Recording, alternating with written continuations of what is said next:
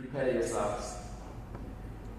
No one is more suited than Dr. Lehohla to do justice to this lecture's theme, which is really about modeling forward the path for a better life for all, a roadmap that has to do with the peace and stability for a new young generation of South Africa. We look forward to a stimulating lecture and Dr. Lehohla's insight regarding our trajectory as a country. And he did promise that he will not hold back, as he often does these days. I thank you, ladies and gentlemen, and Program Director.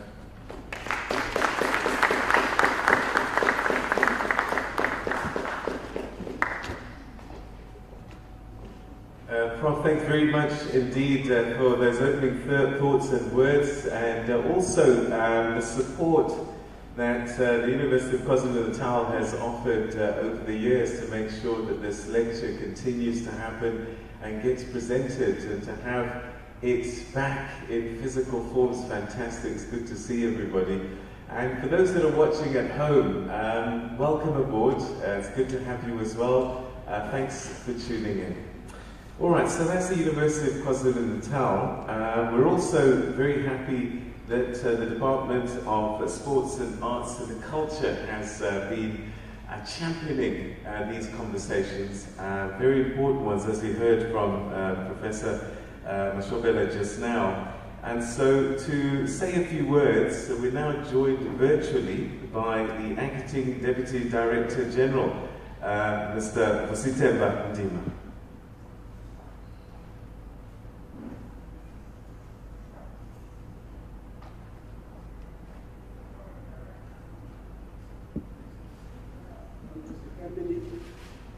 Dr. Pali Lehohla, former statistician general of South Africa, Professor Musa Mushabela, Deputy Vice Chancellor, Research University of KwaZulu-Natal, the Chairperson of the Luthuli Museum Council, Mr. Important Mkhize, Deputy Chairperson Council, Dr. Mxolisi Mtulu, and members of the Council, Professor Puleng Sikhalo, the Chief Albert Luthuli Research Chair, the Director of the Luthuli Museum, Mr. Brian Chaba, members of the Council, UKZN, members of Executive Management, UKZN, officials from government, staff and students, UKZN, captains of industry, political, business and religious leaders, event sponsors and partners, the University of KwaZulu-Natal, ladies and gentlemen. I extend my warmest greetings to all of you who present. I am delighted that the Luthuli Museum Council and the executive management have thought it appropriate to invite the former statistician general of South Africa, Dr. Pali Lehohla, to deliver the 2022 Chief Albert Luthuli Memorial Lecture. I'm saying this because he's one of the few leaders that have distinguished themselves in leading government departments. He is one of the longest-serving directors general who has not just advocated for ethical leadership, but has been an epitome and resemblance of it. I guess Chief Albert Luthuli is marveling and smiling in his eternal residence, where the Luthuli Museum, an institution that was designed to perpetuate his memory, has made this choice of the speaker. We've gathered here this afternoon to keep the memory of Chief Albert Luthuli alive, a person who stood for peace and justice until his untimely departure from mortal earth, an organic leader who was attached to his people, I mean in South Africa and Africa in every way, a leader who believed in taking with people he led so that ultimate decisions and resolutions that were adopted belonged to them. The theme for this year's lecture is modeling the path to a better life for all, a roadmap to peace and stability for a new generation in South Africa. In his lifetime, he committed himself to work for peace, for all humanity, irrespective of race, class, gender, creed, or tribe. His world outlook was not only South African, but Pan-African and global. Perhaps in moments like this, we should let the chief speak for himself. In accepting the Nobel Peace Prize, he said the following words, I quote, "Our interest in freedom is not confined to ourselves only. We are interested in the liberation of the oppressed in the whole of Africa and in the world as a whole. It can only be on behalf of the people of South Africa, all the people of South Africa, especially the freedom-loving people, that I accept this award, that I acknowledge this honor. I accept it also as an honor, not only to South Africa, but for the whole continent of Africa. End quote. The President General of the ANC, Chief Alfred Luthuli, admired and cherished peace and harmony, but loathed any form of injustice and oppression. It is small wonder that he had to say, I quote, "In Africa, as our contribution to peace, we are resolved to end such evils as oppression, white supremacy, and racial discrimination, all of which are incompatible with world peace and security. Africa likes to enjoy peace, prosperity, and freedom, and would like to associate itself with those sources of peace and freedom, and so it does not like to be made a war zone in any war that warmongers may plunge the world in." End quote. Had the world heeded the call to the teachings of Luthuli, the world would not be the same, would not have witnessed in our lifetimes the decimation of lives through Bukuraundi, the Rwandan genocide, the destructive war between Russia and Ukraine. All these social and political actors at various historical times would have taken a little pause and asked themselves if their actions were in any way enhancing the development and progress of humanity. Such a pause and reflection would have produced different results, probably peace and harmony. This political giant was not blind to the contradictions that characterize his life at times. Listen to him acknowledging the contradiction when he received the Nobel Peace Prize. He says, I quote, "There is a paradox in the fact that Africa qualifies for such an award in its age of turmoil and revolution. How great is the paradox, and how much greater the honor that an award in support of peace and brotherhood of men should come to one who is a citizen of a country where the brotherhood of men is an illegal doctrine, outlawed, banned, censored, proscribed, and prohibited. Where to work, talk, or campaign for the realization in fact and deed of the brotherhood of men is hazardous, punished with banishment, or confinement in that tribe, or imprisonment, where effective democratic channels to peaceful settlement of the race problem have never existed this 300 years, and where white minority power rests on the most heavily armed and equipped military machine in Africa. This is South Africa." End quote. I want to conclude these introductory remarks by acknowledging government and people of South Africa for inscribing the memory of Luthuli in various forms. Today, we have a Luthuli Museum, a conversion of the Luthuli home, thanks to the Luthuli family. We have upgraded and declared graves situated in the church precinct, thanks to the United Congregational Church of Southern Africa in Pali and the South African Heritage Resources Agency. We have a statue on the lawns of Kwatubuza municipality that symbolized freedom of Luthuli in this town in which he was born during his lifetime. He has reclaimed this space and he is at the center of it. We have marked the space close to the railway line in which he met his untimely death, despite the pain that still exists about not knowing who within the apartheid system was responsible for this.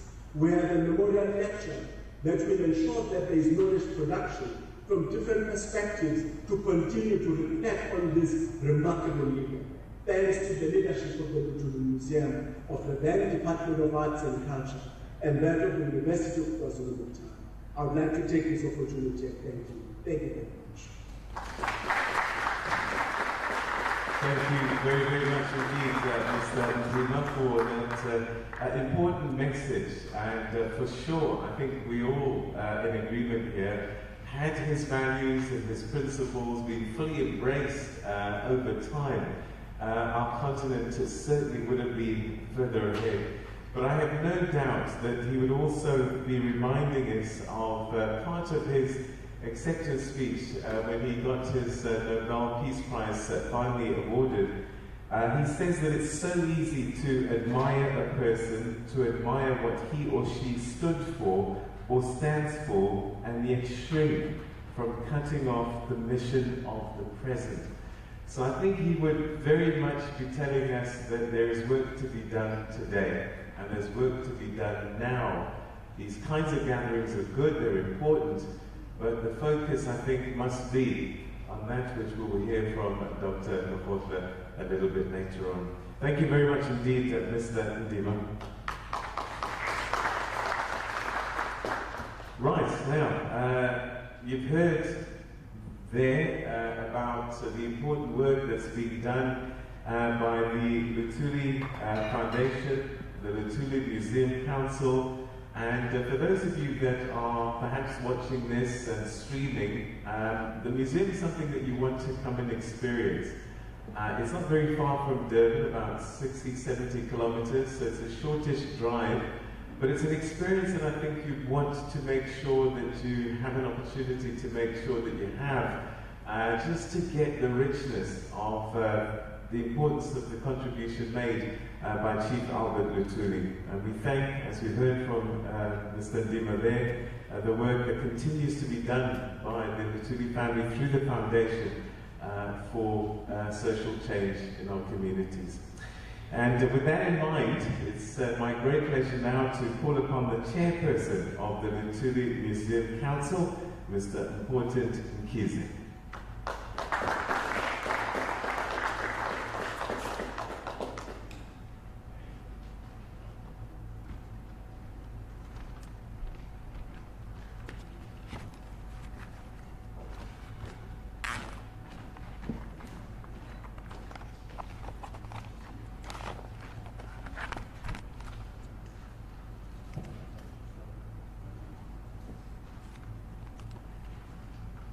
Program Director, Ms. Ndoro,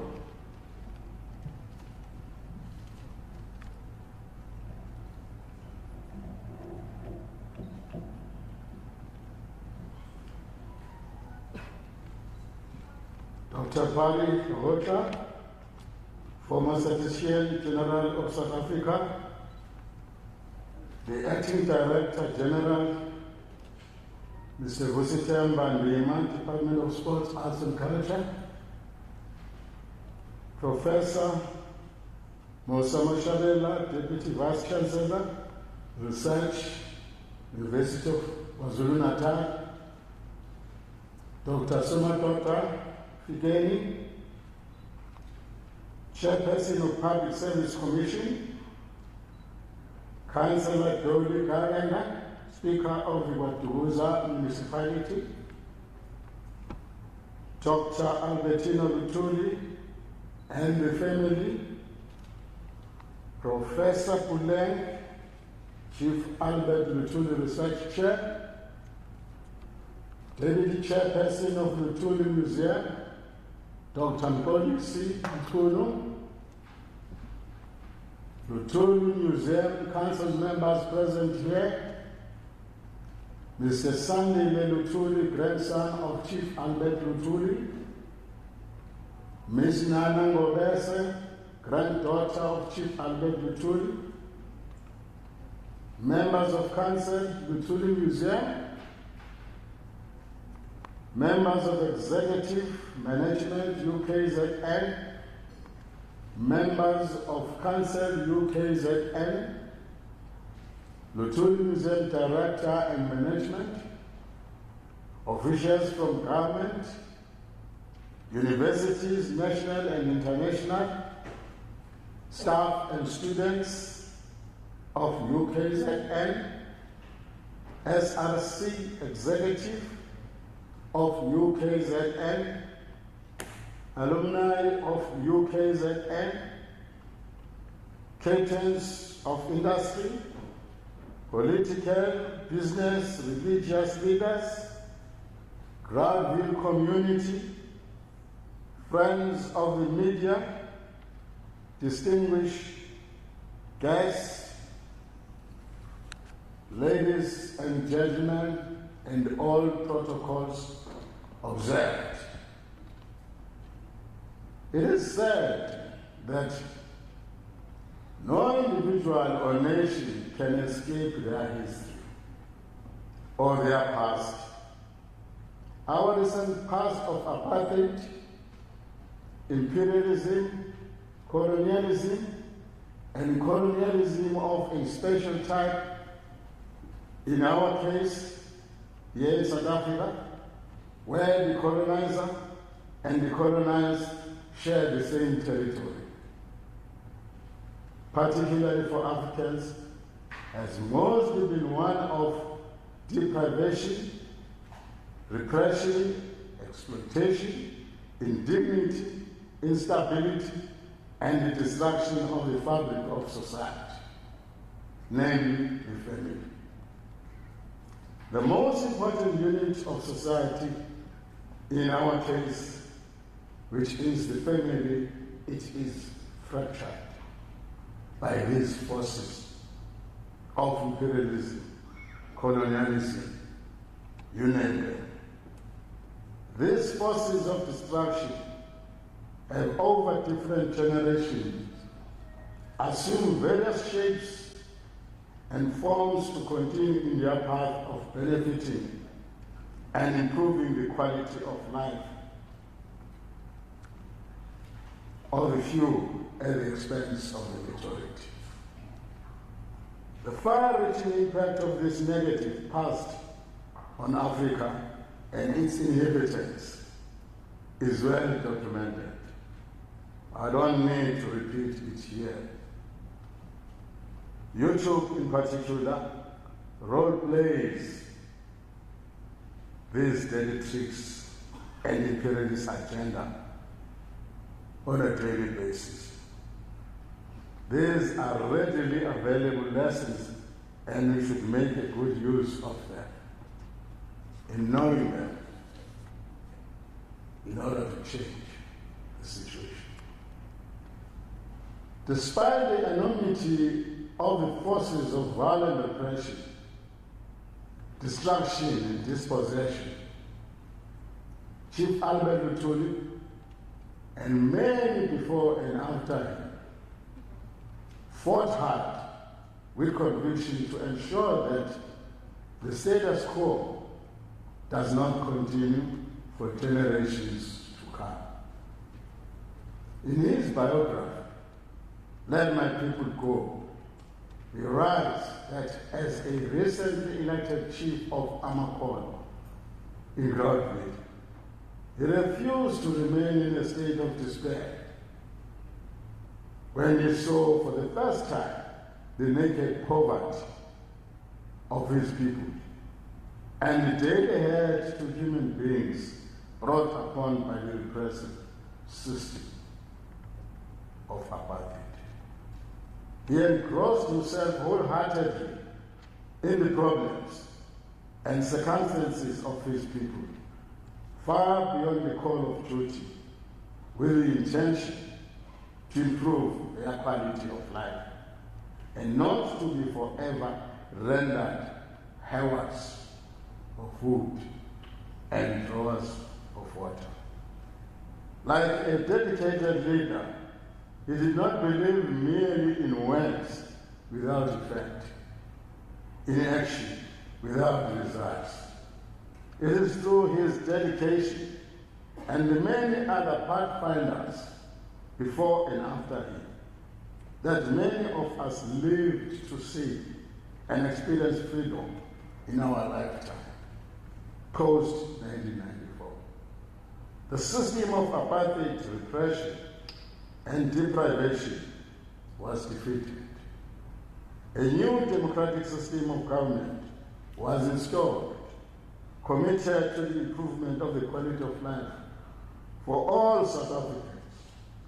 Gallant efforts were mounted post-1994 by our democratic government, NGOs, businesses, organized labor, civil society, and many more under the banner of reversing the legacy of deprivation and creating a new path to improving the lives of all those residing in this land of ours. Ladies and gentlemen, this year's memorial lecture affords us an opportunity to not only reflect on those spirited efforts to build a better South Africa post-1994, but to aspire to do more individually and collectively to ensure a stable and a peaceful country for a new generation to come. More especially the youth. The South African youth constitute the huge part of our population and unemployment.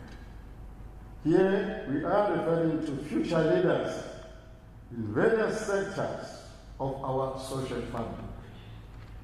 We need to invest in them and take a sense in them of making South Africa a worthwhile place for all to live in it. Let us remember today and salute Chief Albert Luthuli and many more like him who contributed and continue to contribute to our nation and humanity in general. Let the spirit of Luthuli speak to all. Ngiyabonga.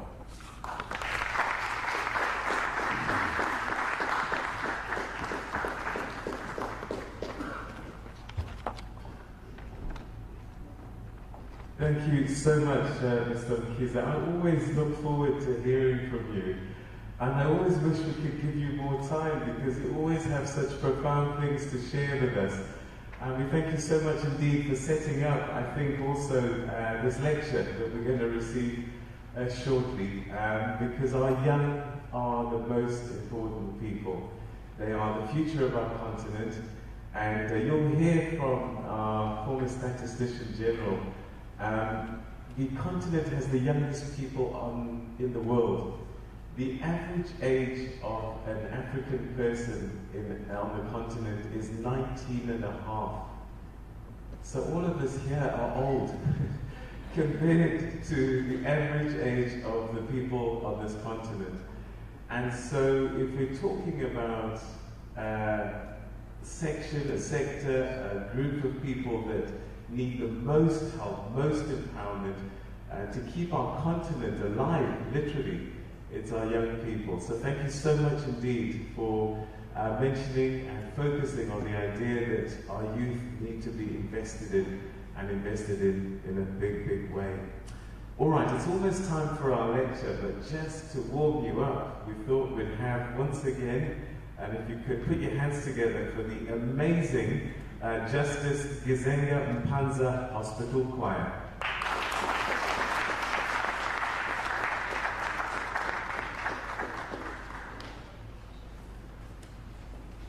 I wish I could sing. There's just some things, you know, in life, God couldn't give me everything. Yeah?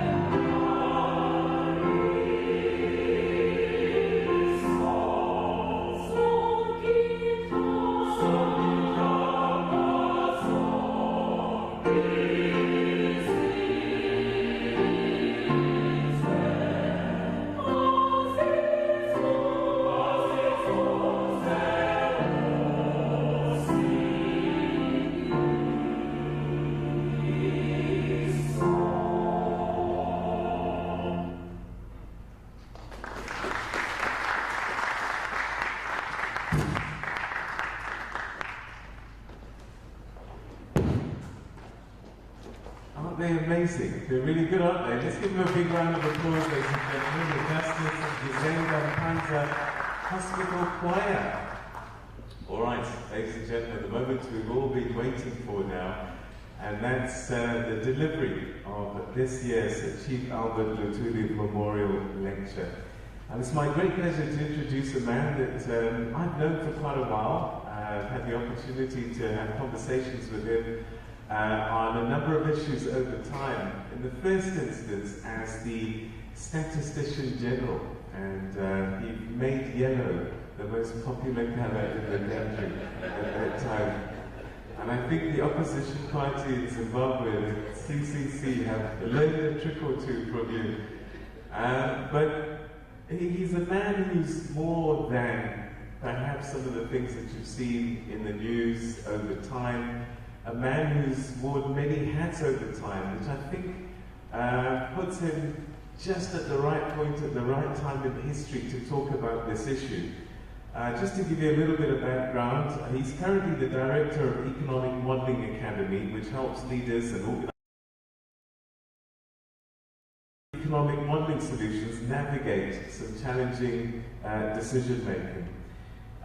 He's a board member of the Institute for Economic Justice and that of the Foundation for Human Rights, again speaking to some of the issues that are very close to him, beyond numbers and statistics and modelling, human people, human rights, and issues that affect us on a social level.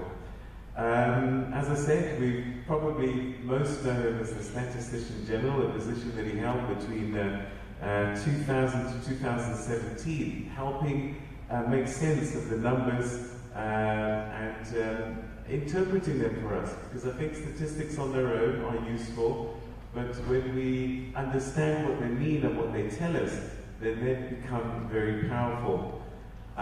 He was co-chair of Paris 21, which promotes the better use and production of statistics. The chair of the United Nations Statistics Commission, and his commitment to the continent, I think, also comes through the work that he's done across the continent and further afield, actually. He was the founding chair of the Statistics Commission of Africa, StatCom Africa, and chaired the African Symposium for Statistical Development. He was vice president of the International Statistics Institute, and he served as one of 25 members of a panel on data revolution appointed by the United Nations Secretary General. He's a forceful advocate for improving the civil registration and vital statistics systems in Africa. He's consulted extensively in conflict and out conflict of and fragile states on matters statistics, and since 2018 he became a research associate at Oxford University. He's a well-recognized columnist. Just Google his name and hundreds of articles will come up as he reflects on the things and the issues that are important to us around us, and a commentator on television as well. So today he speaks to us as our country continues to face the consequences of poverty, inequality and unemployment.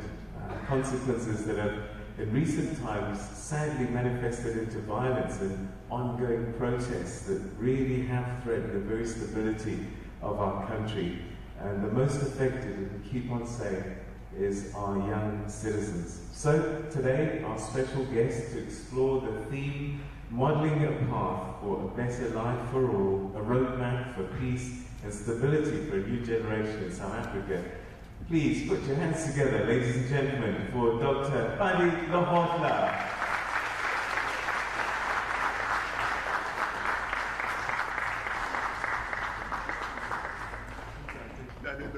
How are you?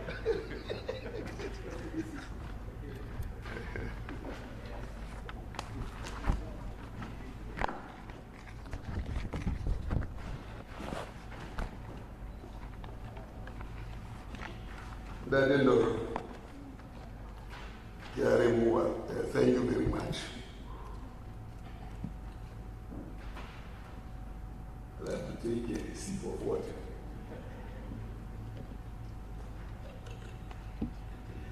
The Acting Director General, Mr. Vusitemba Ndima, Department of Sports and Culture,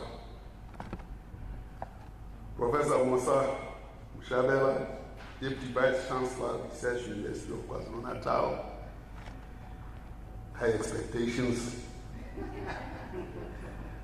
Dr. Somaro Rafikeni, Chairperson, Public Service Commission and co-conspirator at Implementing Scenarios. Chairperson of the Luthuli Museum, that important Mkize. Deputy Chairperson of the Luthuli Museum, Dr. Mkulu Tulu Matungwa. Dr. Bettina Luthuli and the Luthuli family watching from home. I had the opportunity of visiting her yesterday, having spoken to her the day before.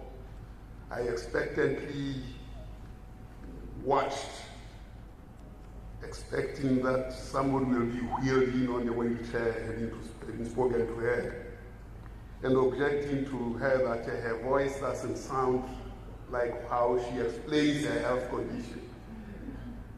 And I was pleasantly surprised as she marched in with energy into a sitting room where we sat and chatted. Professor Pudin Sekhalo, Chief Albert Luthuli Research Chair, Mr. Sandile Luthuli,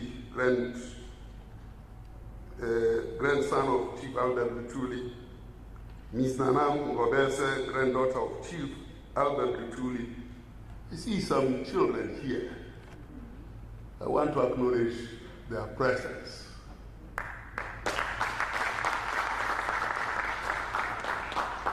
Members of Council Luthuli Museum, members of Council UKZN, members of Executive Management UKZN, Luthuli Museum Director and Management Official where I spent some time yesterday.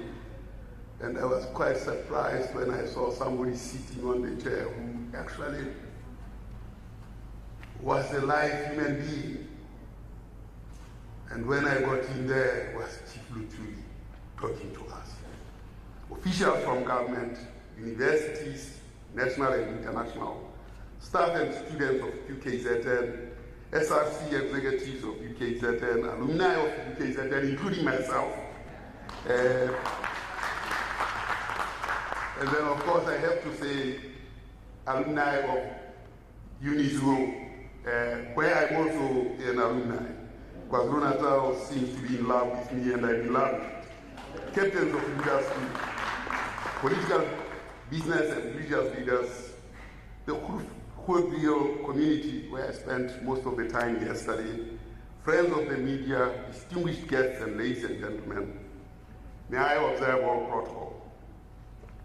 In his autobiography, Let My People Go, the chapter titled The Call of My Village transformed Chief Albert Luthuli call to his village of Coatville as a call to the world.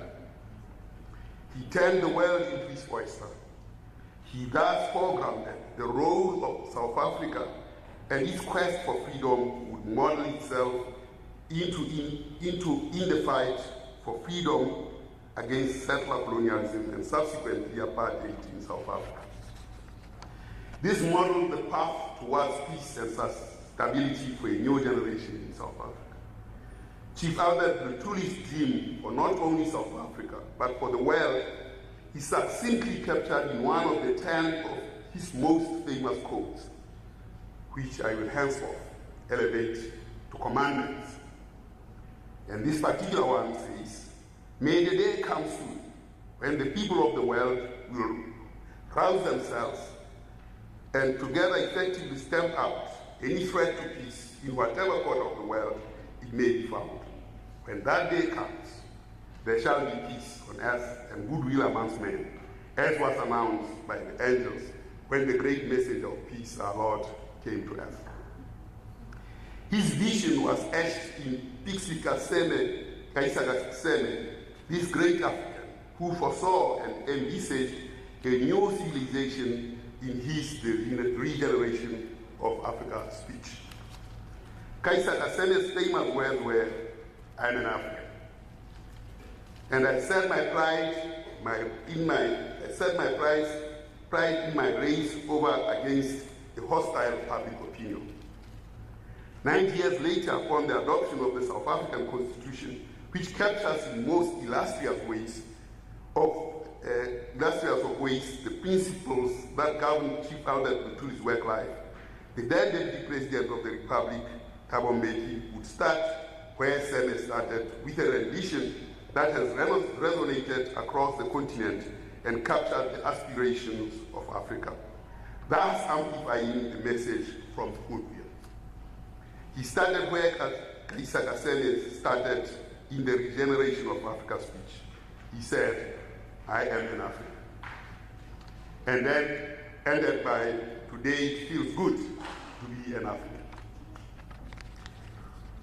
In 1998, President Mandela, upon the launch of the 1996 census results of the population of South Africa, echoing the observation of Deputy President Mbeki that today it feels good to be an African, would go on to say, "The leaders of this country, when they go abroad, are fitted right and left. They are given the rare honors, some of which have only been given to 2 people in history. That is not a compliment just to individuals. It is a compliment to the entire South Africa, black and white, because we have been able to confound the process of doom and have a peaceful transition, where everybody predicted there would be violence for years, if not centuries. And we were honored by the world because of that." End close quote. 4 years into freedom, the march to a better life was palpable in the mood of the nation.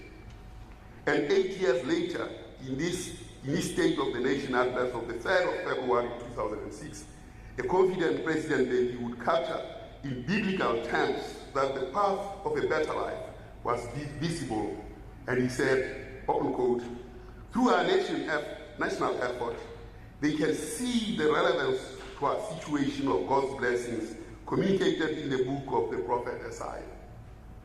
For you shall go out with joy and be led out in peace. The mountains and the hills shall break forth into singing before you, and all the trees of the field shall clap their hands. Instead of the thorn shall come up the cypress tree, and instead of the briar shall come up the myrtle tree." The inspiring perspectives about our future, shared by the majority of our people, derive from what our country has achieved to overcome the obstacles to freedom we faced before 1994. The advances we have made since then to consolidate our democracy while promoting non-racialism and non-sexism, the progress we have made to alleviate the poverty afflicting millions of our people, and the strides we have made to expand and modernize our economy, close quote. Yet today, we must ask ourselves honestly whether today it feels good to be an African. And particularly, does it feel good to be South African, when the promise of the Constitution and the performance of our democracy continue to drift apart and repel each other as though magnets of a similar charge. Given an ever-deepening perilous state of pandemic proportions from COVID-19 and the uniqueness of the wrath of fires and floods that targeted this province of Chief Albert Luthuli, this province of Bedford, Pixley, Isakaseme, KwaZulu-Natal, is it still possible in this darkest hour of our time to say, today it feels good to be an African? I really have a hard act to follow, and I ask myself two questions. The first is why I deserve this monumental test of being asked to present an annual lecture to a towering figure not only of our country, but of the world. The second is why should I follow on one that was presented by none other than that of President Mbeki? I possess a good propensity to fail in this regard. In a predecessor 2021 lecture to this one by President Mbeki, the President said, the challenge of high levels of poverty, unemployment, and inequality stare us in the face, contrary to what Chief Luthuli expressly said was an intolerable result of the colonial and apartheid systems. President Mbeki placed this challenge instead on the current edifice and implored the party of Chief Albert Luthuli, the African National Congress, to honor the renewal program as articulated in the 54 Congress resolutions. It is this party that is in charge now for almost 3 decades.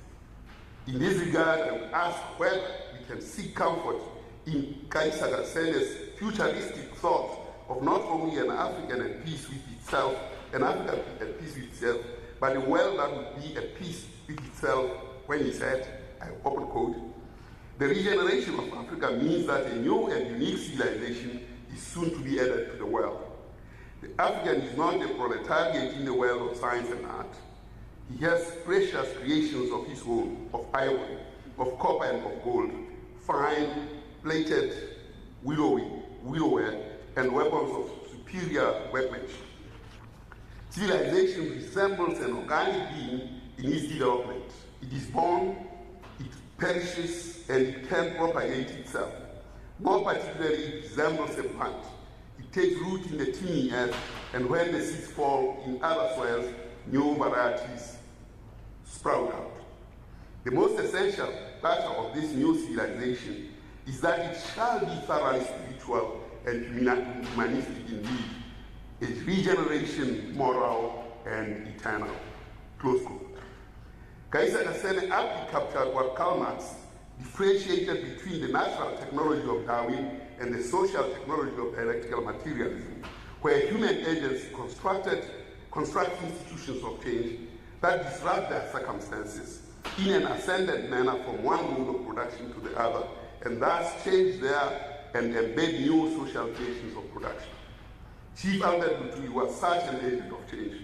So was his life partner, wife, comrade, angel guardian, Mama Nokai.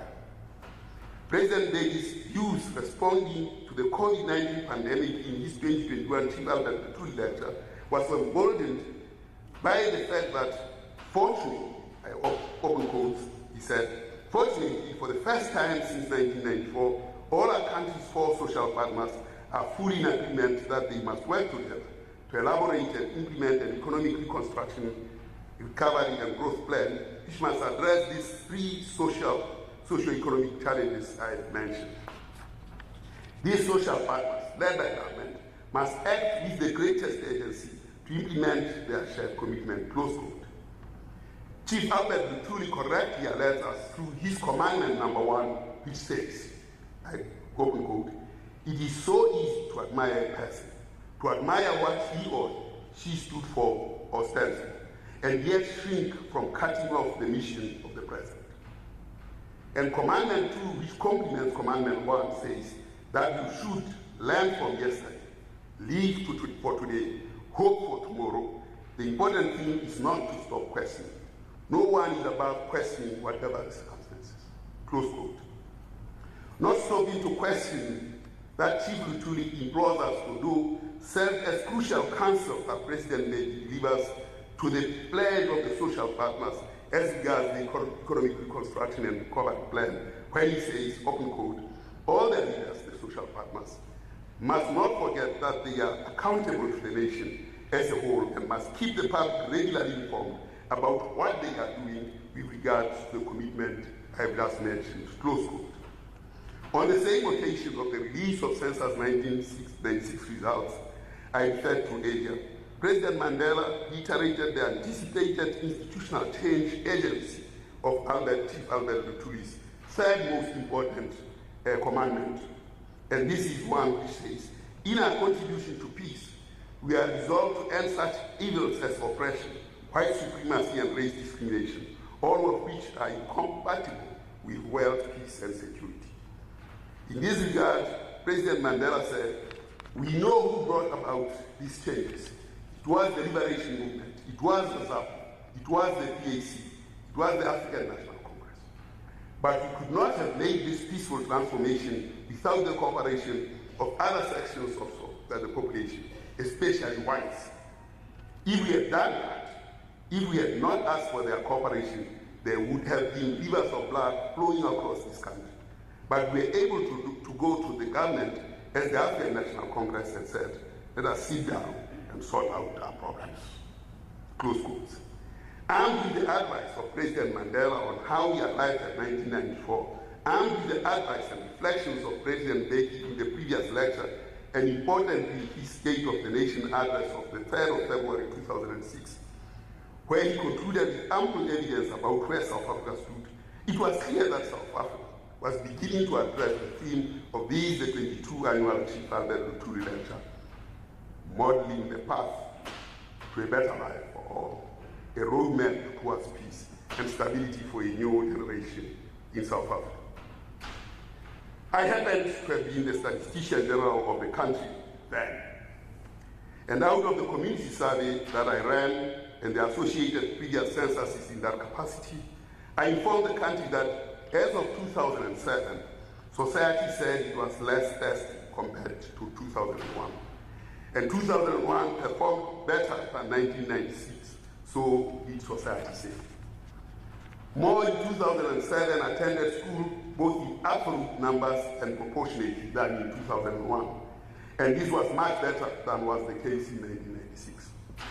Society reported that the use cleaner sources of energy, in particular electricity, was accessible to more, both in absolute terms and proportionately in 2007, than was the case in 2001.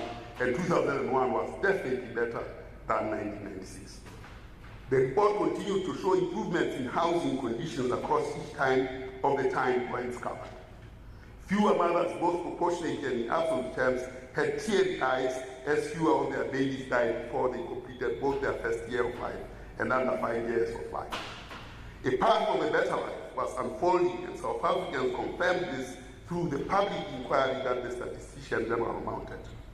Statistics South Africa, by the way, is the third funder of the nation, to whom those seeking knowledge should draw from. On the economic front, measured through the gross domestic product, the statistician general says South Africa had the longest best growth period between 2003 and 2007. After adopting the memories of the future scenarios, a correction to the earlier Montclair scenarios, and the subsequent implementation of the accelerated and shared growth initiative for South Africa, South Africa rose above 4%. This represented 4 years of the highest and longest growth ever South Africa had. Unemployment had dropped to its lowest as just above 20% by 2008, having been as high as 31% in 2000. Yet naysayers doubted the result of the community survey. In front of this charade was the media, which questioned the authenticity of the results and their honesty. This was particularly in terms of the timing of their release, given the proximity of that release to the 52nd National Congress of the African National Congress. That was held in Limpopo from 16 to 20 December 2007. In January 2008, shortly after Polokwane, the Star led with an article by Karen Mon that said the survey and the report were a waste of money, only intended to make the then president of the country, President Mokgweetsi, to look good and increase his chances of being re-elected in Polokwane as the president of the party. 3 weeks after the newspaper headline, I was summoned to Parliament to answer to the claim by the Star newspaper's title, which was 600 million state survey bank. State body says error reading data cannot be used to set future policy. In this parliamentary briefing of 29 January 2008, I said that it was worrying that the country and politicians had actually seriously believed that the minister would have given state, let's say, 600 million to deal with it irresponsibly. I was therefore pleased that the committee had called for an explanation. I described the statements in that article as irresponsible and ignorant. I said that the members of the committee who had made statements to the media had clearly not read the report by the Statistics Council of South Africa, but seemed to have agreed with the comments by the media about the report. I then reiterated the results of the report. I'm making this point because Polokwane became a defining moment that swung the country away from a trajectory of roadmap towards peace and stability for a new generation in South Africa. The Zondo Commission is here to make this point, and the currently under scrutiny and much debated S89 parliamentary report confirmed this assertion. Not to appear as though I'm saying the drift away from the party of Chief Luthuli had not been there before, let me refer again to what President Mandela said in 1998 in the same occasion where he launched the census 96 results. He said, open quote, "We were taken literally from the bush in order to run this country, and yet we have delivered services which no government in the country has done. We ought to be complimented for that. Naturally, we have made many mistakes, some of them fundamental. Then we have shown weaknesses because we came into government determined to clean it of corruption. And yet we found that our own members, some of them who held leading positions in the liberation movement, themselves became corrupt, and in some cases, even more corrupt than the civil service of the apartheid regime. That was a great disappointment, and still is to us, because we believe in a clean government, close quote. During this period, Madiba certainly drew from Chief Luthuli's Commandment 1 and Commandment 2, when he said, but the difference between the apartheid regime and ourselves is that we have set up a commission and a senior judge to investigate corruption in government, and we have arrested a lot of people, some of them highly placed, and exposed them because we had given instructions that anybody who is corrupt must be arrested. And if there is evidence, he must be convicted, even if he belongs to the African National Congress. He went further, Mandela, to say we must compliment Judge Heath for investigating a number of cases and recovering more than 10 billion rand, which was embezzled by state employees. That is our position, transparency, even about weaknesses amongst ourselves. This is the counsel Madiba applied from Chief Luthuli, and that counsel is, it is so easy to admire a person, to admire what he or she stood for or stands for, and yet shrink from cutting off the mission of the president. Learn from yesterday, live for today, hope for tomorrow. The important thing is not to stop questioning. No one is above questioning, whatever the circumstances. By its own admission, the ruling party, the party of Chief Luthuli, finds itself in the strangest of places, and the president of both the party and country, His Excellency Ramaphosa, had this to say about this situation, and I quote from President Mbeki's 2021 lecture, Chief Albert Luthuli's lecture.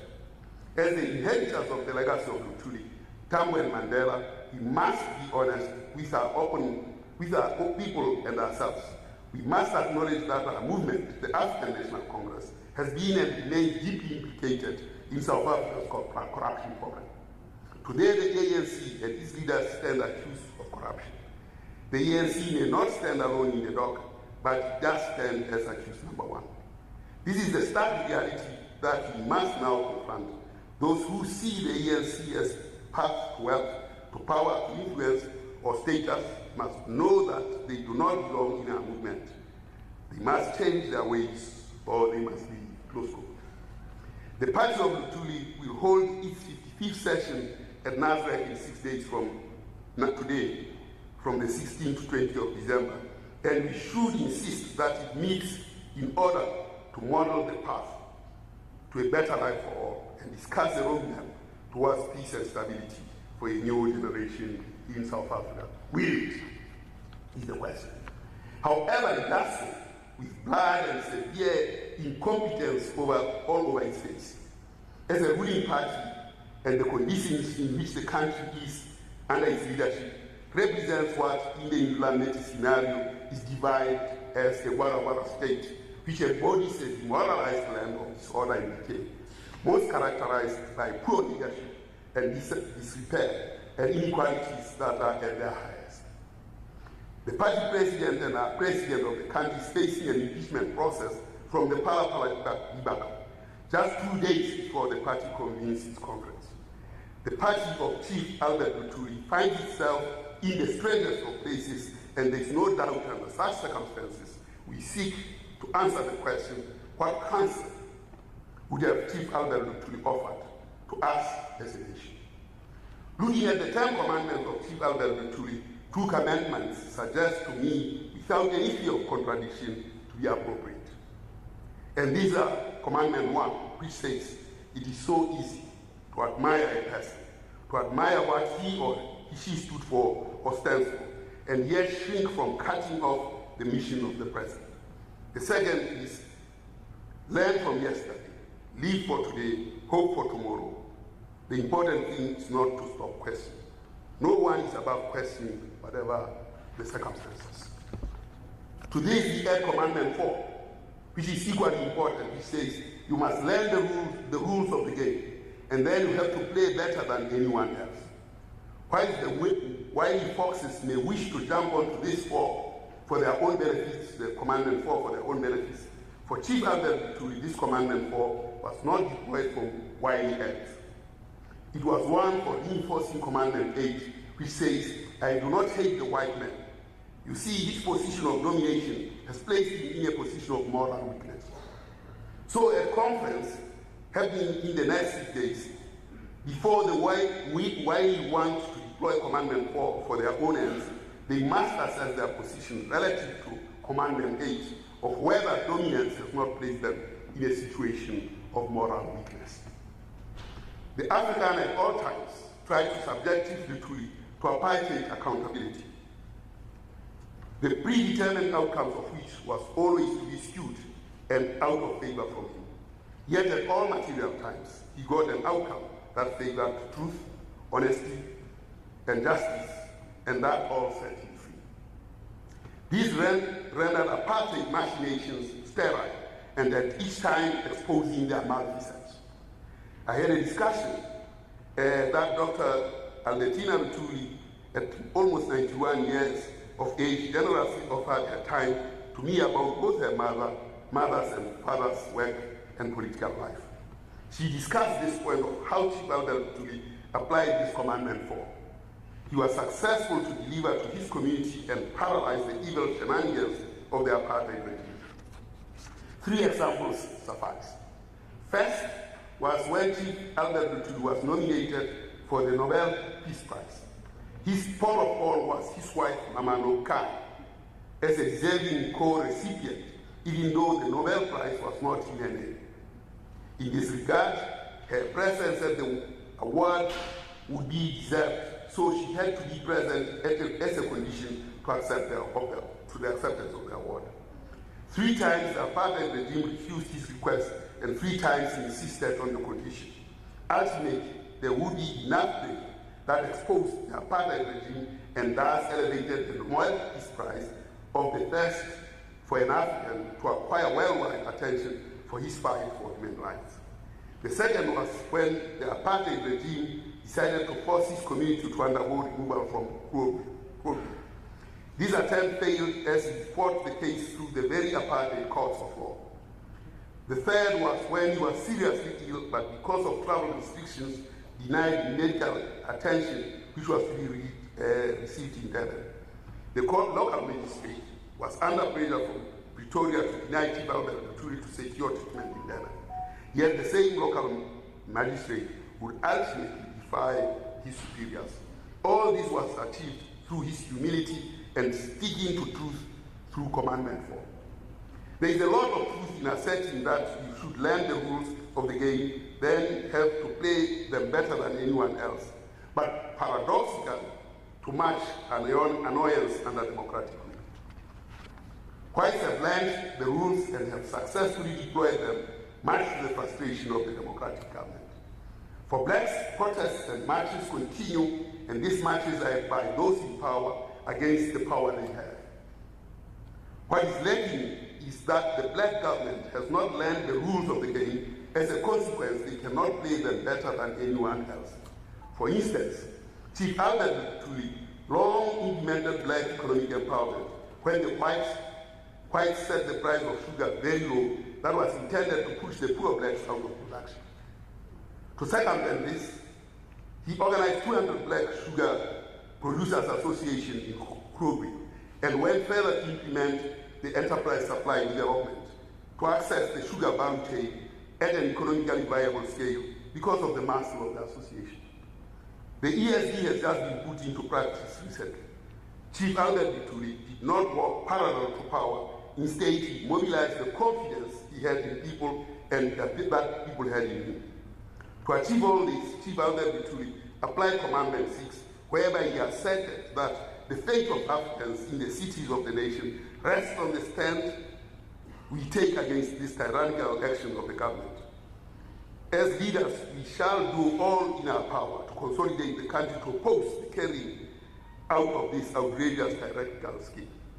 Design thinking, system design, organization, and technical evidence became the crucial instruments Chief Albert Luthuli would deploy to tackle the battlefield and battle of ideas.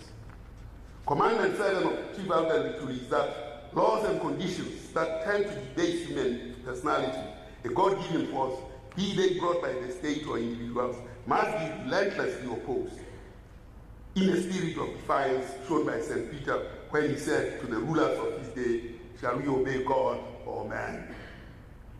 I wish to be exceedingly controversial. In this regard, I want to make a comparison that no sane person should make, but allow me to be insane for a moment because what has happened in post-apartheid South Africa as regards human life has become totally unacceptable. Under apartheid, we witnessed the Sharpeville massacre, hangings of political prisoners, killing and maiming of students during the Soweto uprisings. The report suggests that there were 69 people killed during Sharpeville. 176 died during Soweto uprisings in 1976, although other estimates come out with about 700. And according to Wikipedia, since 1959, the South African government officially performed 2,949 hangings. 14 of those were women, and 1,123 of those happened in the 1980s. Since the dawn of democracy, we have been provoked in ways that Commandment 7 of Chief Luthuli has to kick in. Let me repeat this commandment. Laws and codes, laws and conditions that tend to debase human personality, a God-given force, be they brought by the state or individuals, must be relentlessly opposed in the spirit of defiance shown by St. Peter when he said to the rulers of his day, "Shall we obey God or man?" On 13th April 2011, activist Andy Statani was killed by police after a service delivery protest turnout in Vicksburg, in the Free State. In 2014, Michael Komape, a boy of 5 years, died in a cesspit, and his only sin was to seek education. Government had to be taken to court to take responsibility. 4 years later, in 2018, in the same area in Limpopo, a 3-year-old boy, Omari Monono, died in the outside toilet at his aunt's house in the Limpopo province. Failure to provide conditions for a better life maims and kills. In 2012 August, Democratic South Africa woke up to the massacre of 34 mine workers shot at by brutal force from the police in Marikana when they demanded better living conditions. Ironically, on the 16th of June 2022, the world woke up to a tragic passing of 21 children between age 13 and 21 in a tavern called Inyobeni, situated in Phase 1, Scenery Park in East London, in the Eastern Cape. On the 17th of September in Pongola, KZN, the greed for coal thrust a fatal blow as 21 people got killed. 19 of these were school pupils coming from school. A coal-laden truck crashed into a buggy that carried these children. Again, their only sin was to seek education. Murder has consistently increased in the country, this time by more than 10%, as a total of 6,424 people were murdered in the first quarter of 2022, compared to the same time in 2021.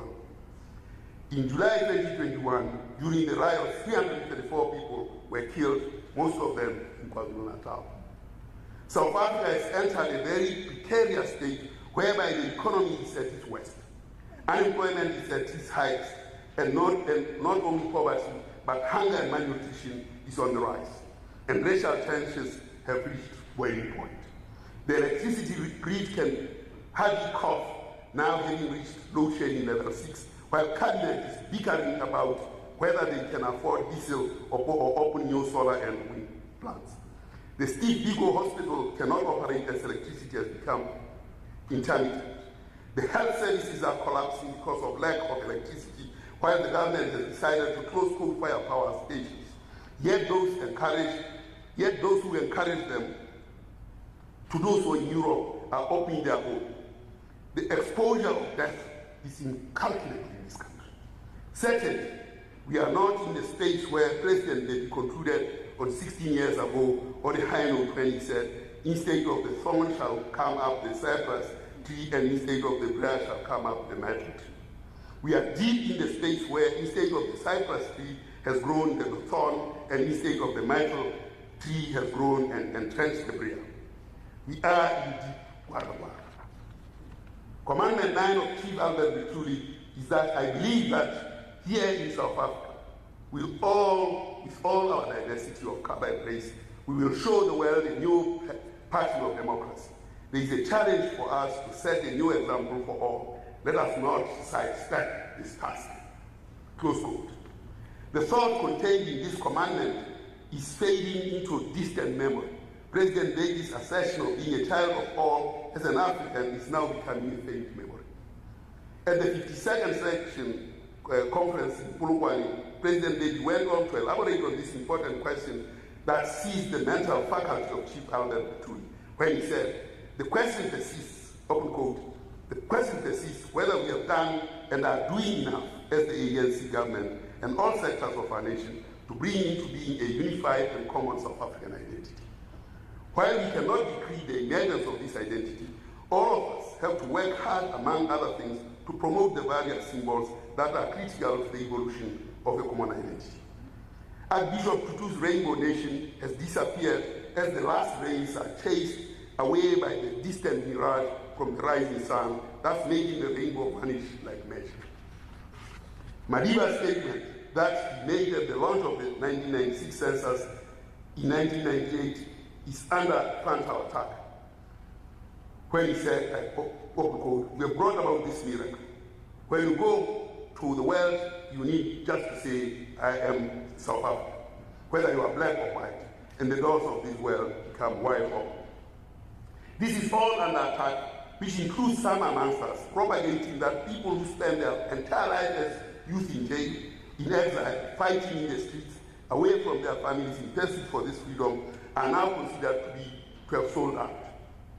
Easily forgetting that Franz Fanon tells us that each generation must, out of relative obscurity, discover its mission, fulfill it, or betray it.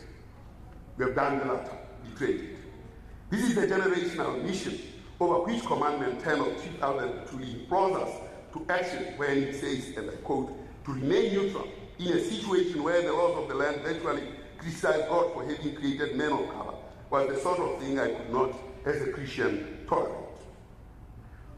What we are in the space where the conditions and practices have landed us in South Africa, no longer being the doyen of the world Madiba was proud of. Instead, we have entered the space where we are a liability of ourselves and the continent. Chief Albert Luthuli tells us that we cannot remain neutral. I'll seek to paraphrase Henry Wadsworth Longfellow to elaborate on Chief Albert Luthuli and Mama Loka. Longfellow would have said, open quote, the heights by Chief Albert Luthuli and Mama Loka reached and kept were not attained by sudden flight, but he and she, while their companions slept, were toiling up in the night. Which now brings me to the role of that what Mama Nolkanya played in the life of her husband, lifetime partner, compatriot, and comrade.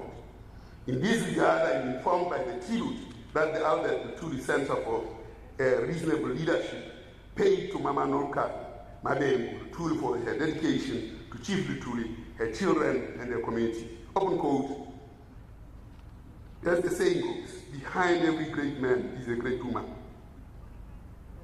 I believe in the case of Chief Luthuli, you would find in Mama Nolkanya someone who epitomized what it means to be a truth caretaker. She did not only take care of her husband and their family, but also supported Chief Albert Luthuli in his dreams and ideology to bring about a non-racial, peaceful, and inclusive South Africa for all. She never forgot the importance of grounding oneself in the basics of what society needs, but also at a higher level, having a clear vision of the future we need. Mama Loka was an outstanding farmer and grew her own vegetables, sugarcane, and fruits. She supplemented her family's income through farming activities during the time that Albert Luthuli became chief of Colville, and in later years when political activities demanded much of his time. She led her community into each waking day by waking up before anyone else. There goes Mabengu, the fields are calling, the other farmers would say. She stayed loyal to Chief Albert Luthuli and to his dreams for South Africa, even after death in 1967. In 1989, there was a poem written to our mothers by Trina Mhlobo. She says, if the moon were to shine tonight, to light up my face and show off my proud form, with beads around my neck and shells in my hair, and soft, easy flowing dress with the colors of Africa, if I were to stand on top of a hill and raise my voice in praise of the women of my country who have worked throughout their lives, not for themselves, but for the very life of all Africans, who should I sing my praises to? I could quote all the names, yes, but where do I begin? Do I begin with the ones who gave their lives so that we others may lead a better life, like William Goy, the Victoria Mdenge, the Ruth First, or the ones who have lost their men to Robben Island and their children to exile, but carried on fighting like the Mutwaledis, the Masisus, the Imandelas? Maybe I'll choose the name, just one special name that spells out light, that of Mama Nolkanya Luthuli. Maybe if I were to call out her name from the top of the hills while the moon is shining bright, Nokukanya. Nokuka.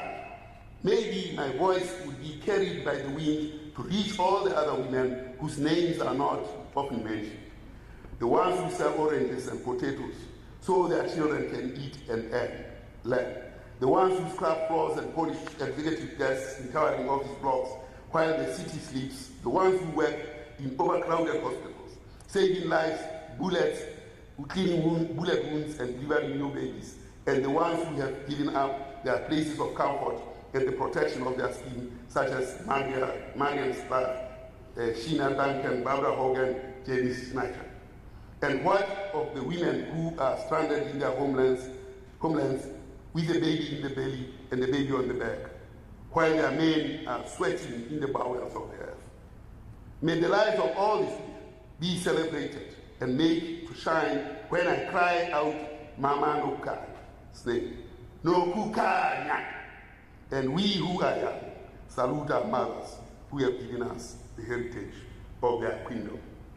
Theodore Roosevelt, in his speech titled The Stranger's Life, said, we do not admire the man of timid peace. We admire the man who embodies victorious effort, the man who never wrongs his neighbor, who is prompt to help a friend, but who has those virile qualities necessary to win in the strife of actual life. It is hard to fail, but it is worse never to have tried to succeed. In this life, we get nothing save by effort. Freedom from effort in the present merely means that there has been stored up effort in the past.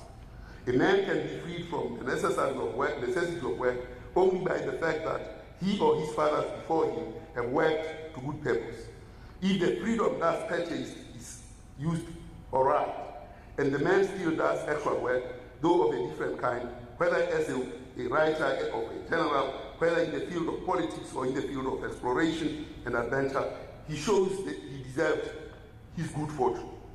But if he treats this period of freedom from the need of actual labor as a period not of preparation but of mere enjoyment, he shows that he's simply a cumberer of the earth's surface, and he surely unfits himself to hold his own with his fellows if the need to do so should again arise. A mere life of ease is not, in the end, a very satisfactory life. And above all, it is a life which ultimately unfits those who follow it for serious work in the world. The question then that we need to ask and seek honest answers for as regards the life of Mama Nokani, as a comrade, partner, wife, mother, and widow of Chief Luthuli, is this: what comrade, partner, wife, and especially widow of Star Wars have we turned South Africa into? This question is relevant to be answered as the 55 Police Conference comes to be. For this question, I have to look at South Africa as a metaphorical widow who could have taken one of the three possible paths.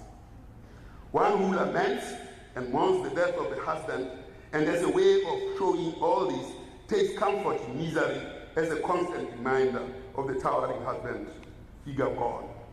And this includes greedy relatives taking anything from the wife, as well as demanding conjugal marital inheritance from the widow of the husband gone. The other metaphorical widow is that who could accept the death of the husband and be glorious that now she has access to fame, riches, and whatever is immoral that accompanies this new freedom brought about by the mortal hand of God. The third is that of a widow who could lament and mourn the husband by taking the baton and use lessons of the fulfilling life with the husband and expand the glory and benefit of society. The question is, which widow is South Africa as we see her today? Certainly it is not Mama Nolukana Luthuli. It is not Zondeni Veronica Sobukwe. It is not Coretta Scott King, the widow of Martin Luther King. It is not Mama Gracia Marcel. It is not Mama Albertina Sisulu. It is not Mama Winnie Mandela. It is not Mama Adelaide Tambo. It is not Mama Nomaka Epinat Mbeki. It is not Lehohla. It is not Nzigi Biko. Our widow, South Africa, is not only the widow who shows that only if the husband was around, she would be different, but we have a widow that has had the indecency of desecrating the graves of her husband with mindless, crass, materialist greed. This is the widow we have. Even King Moshoeshoe suffered the biggest blow of having to confront those who ate his father, came to terms with them and said he would not desecrate the graves of his father by killing them. Instead, he gave them hoes to plow and seed to plant and resolve the material conditions they were in. As ourselves observed from the heavenly heights by all those gods, the Star now who are ancestors look at the widow of South Africa. What do they see? Which widow is it?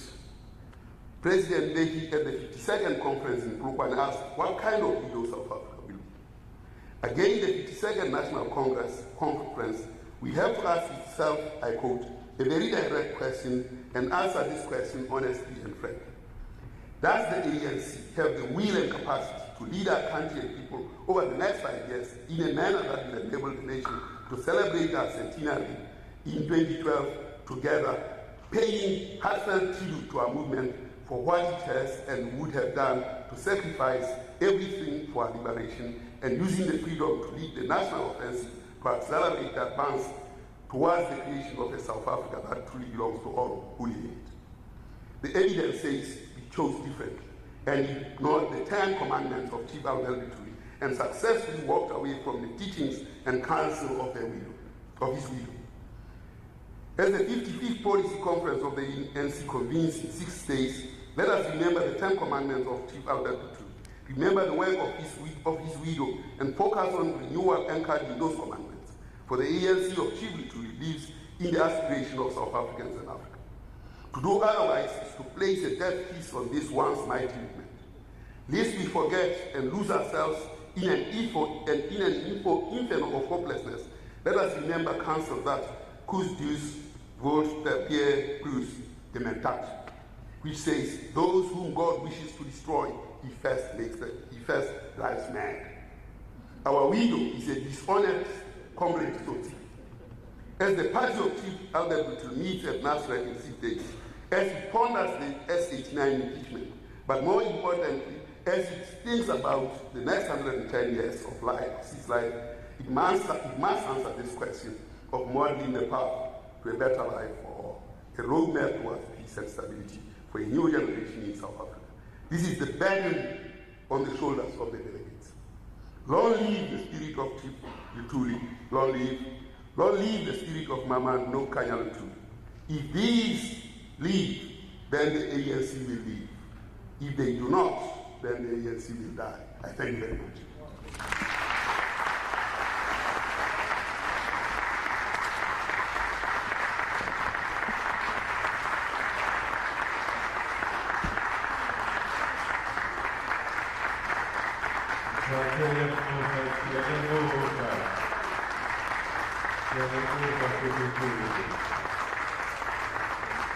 We thank you very, very much indeed. Thank you so much. I think it was an address certainly well worth waiting for. Thank you so much for suggesting that those quotes be transformed into commandments. Because as you say, they give us pointers, I think, to a way forward for us. Chief Luthuli certainly in saying those words at his time was ahead of his time.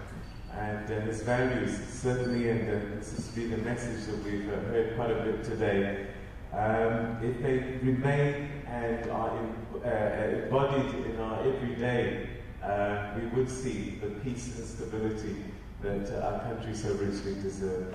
Thank you so, so much indeed for that important lecture and for those important words.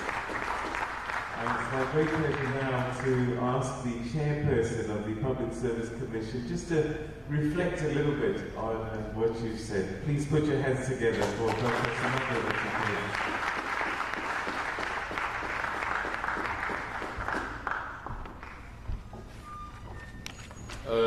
Program Director, Mr. Ndoro, the keynote speaker of today who has made my work even more difficult, a hard act to follow, a brother, a friend, Dr. Pali Lehohla, the family of Luthuli and the Luthuli Museum leadership, the university which is hosting us, represented by one of the figures who has become so common on our TV sets during the era of the pandemic, the Consular General, the partner from UNISA, Professor Lehohla, I won't mention each and everybody, but those I have not mentioned are the ones who are most important. I rise on the protocols which have been used before. I just want to reflect and extract a few things. Obviously, this lecture is quite vast and extensive. I just want to extract a few things to complement what has been said. The first one, we are in a deep, unprecedented crisis as a country, at least since our transition to democracy. But when you are faced with a crisis, you have an option of paralysis and despair. But at the same time, a crisis creates opportunities for clearing the minds collectively to look for solutions. Many countries like Japan, Germany were reduced to the ground during the Second World War. But look where they are today. Because they looked at the window of crisis and asked themselves, what must we do differently to set on a new course? Look at Rwanda today. It was going on a genocide as we were going to elections. It lost 1 million people. But still, like Maya Angelou once said, they rose from the ashes and the dust. So I want to start from that moment by saying, bad a crisis might be, it is what we do with the moment presented by a crisis, collectively and individually. South Africa has seen in the last 110 more years, or since the Union of South Africa, 3 moments of crisis. When segregation came in and whites decided to form the Union to the exclusion of blacks, and the Native Land Act was imminent, men and women of unparalleled vision converged in Bloemfontein to respond to that crisis. The African Native Congress was formed, which is today the ANC. It was to define the trajectory of history, the struggle, for a long time. That was a response to a crisis. Again in the 50s, when there was a crisis of leadership and apartheid was consolidating, this time they chose Chief Albert Luthuli to lead. And it was during that time that again leaders converged in Kliptown, the Congress of the People, to define new horizons. The Freedom Charter came out. These are 2 moments when, faced with a crisis, leaders converged. They did not wallow in the valley of despair. They defined a new path. The third moment When in the late 80s, it was clear that the country had reached a stalemate, we could sink into a civil war, which was more destructive. Leaders gathered again in Kempton Park to define a new society, to produce and give back to the new South Africa, the new constitutional democracy. And that's leadership.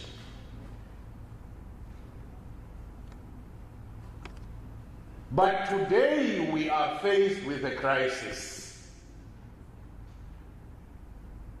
And we have this kairos moment, which in Greek means the right moment, the season of harvest. But where are the leaders?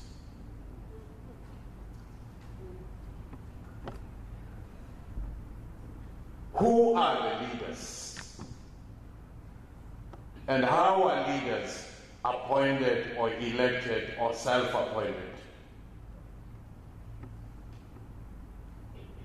We're faced with a crisis, but we have leaders missing in action.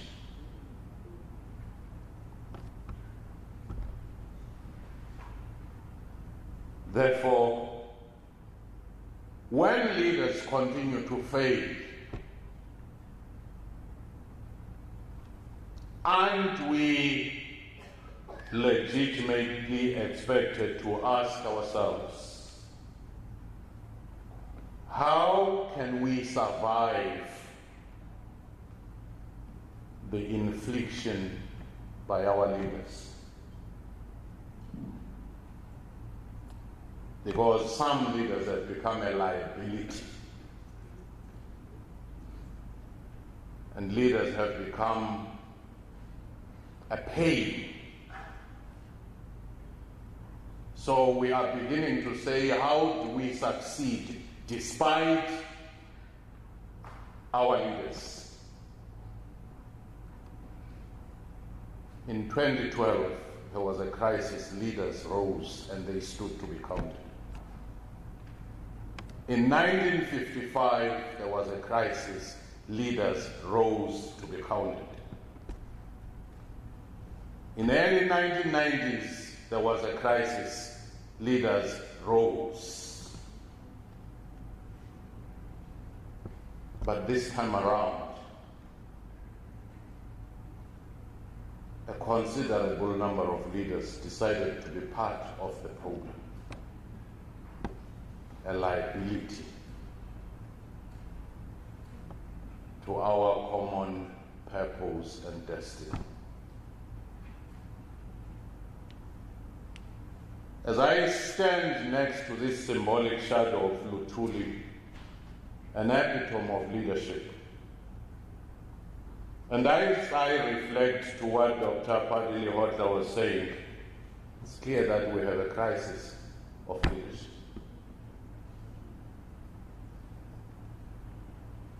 But who will tell the leaders that we have such a crisis? Because it looks like they do not even believe they are such a crisis. Every indicator, the Afrobarometer has said, the legitimacy crisis, the non-participation in the election shows the crisis in the political class, the believability crisis. But somehow, the leaders seem to be so alienated from this reality. Who will whisper to them that they've become part of the problem?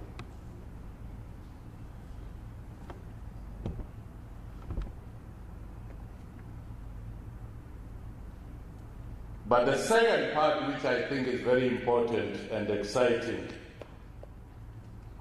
is when you raise the name of Umamnobukhanya when parents give birth to any child, the name is a vision statement and a prophecy of the family, the one who brings light. This is actually a very important work that the chair of Albert Luthuli should be reflecting on. These leaders we revere. Who are their partners? And what role have they been playing?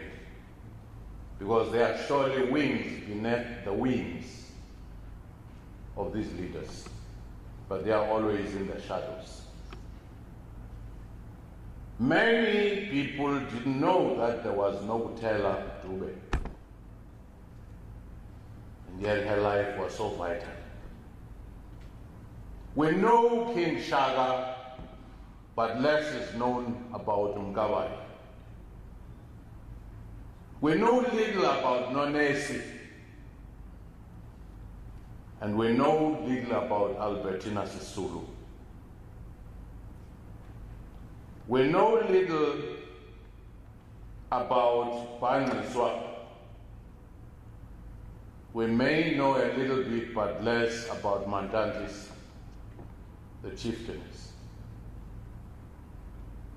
because our history is his story, and there is no her story. Even our history is widowed, as you have said. So as I conclude, what are we to do with the schizophrenic personality of a South African leadership?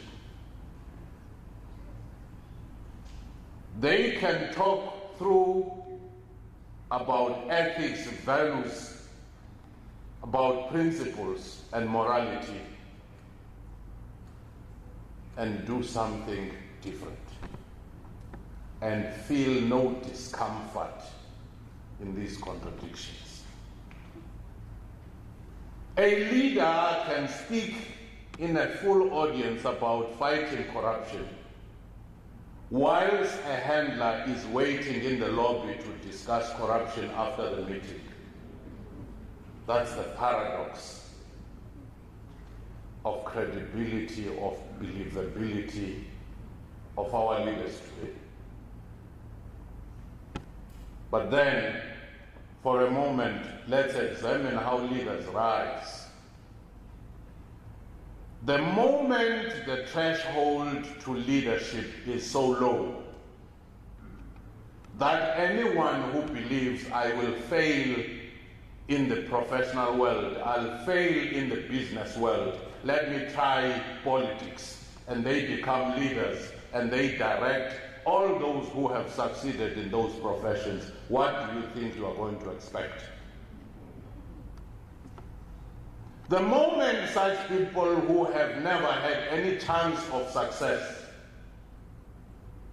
are told you are going to be removed from the list and they start killing each other, what did you expect?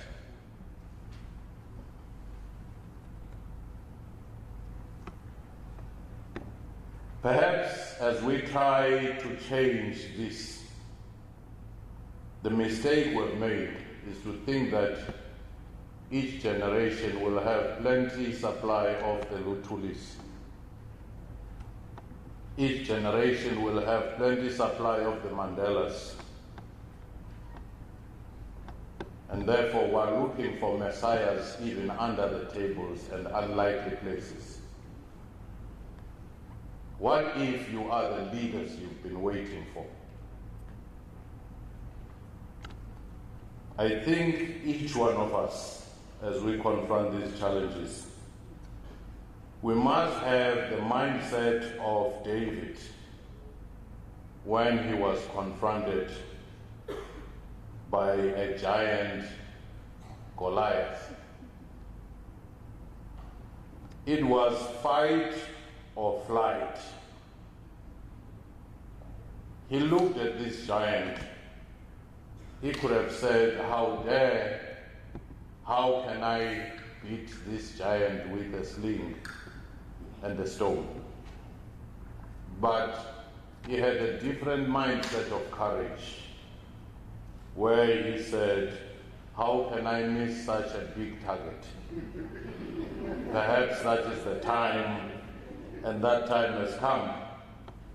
So we must, therefore, know that leadership is practiced not much in the words as in the attitude and in actions, as Harold Janan once said.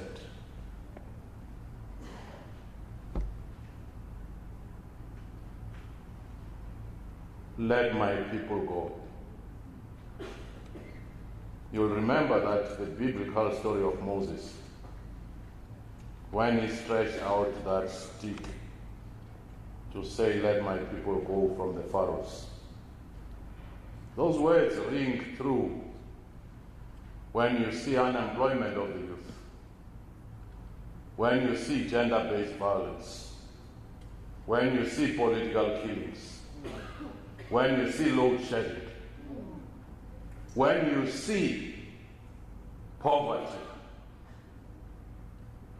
you say, let my people go.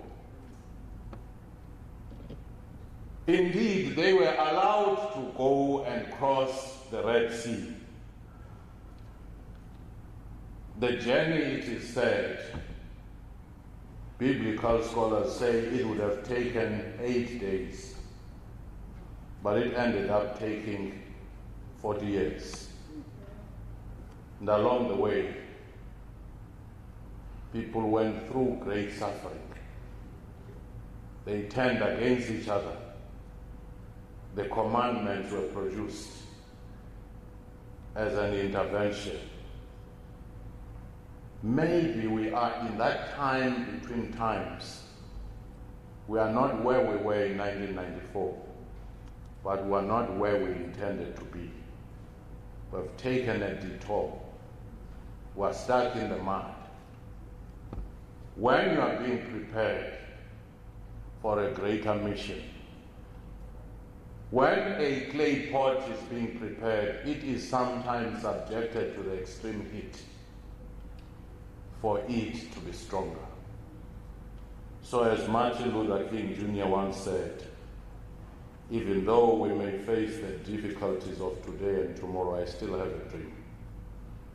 Even out of this crisis, even when widows have betrayed the legacy of the husband, the metaphoric widows that Lehohla was talking about, I still have that dream. When Luthuli died on that fateful day of July 1967, they thought he was being buried, but little did they know that he was a seed that would multiply, even from his deadened state. But the key question I leave you with: should we wait for his organization to recover from its coma, or should we salvage his values to live and outlive even his organization? He was taken to the mountain top. He looked over. He saw the promised land, but he was not to get to the promised land, because it was expected of us, the Joshuas of today, to finish the race. Thank you.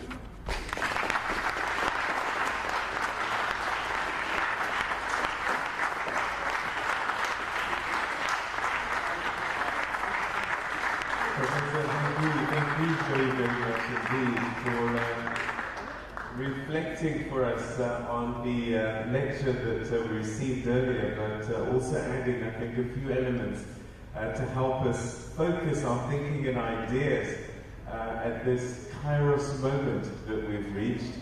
And as you say, sometimes there comes a time when we stop looking for leaders and lead ourselves. And I thank you so much indeed for pointing us in that direction. And I dare say, to the young among us, it is your time and it is your journey to complete. Because sadly, some of us with grey hair have let you down. So take over and don't wait for permission. Hey, is this on TV? Don't wait for permission. As our professor has told us, some people are in a comatose state at the moment. So you're waiting for somebody who's fast asleep. So you're going to have to take action and do the job for us. We'd like to actually say thank you very much indeed to our speakers, and I'd like us to start with the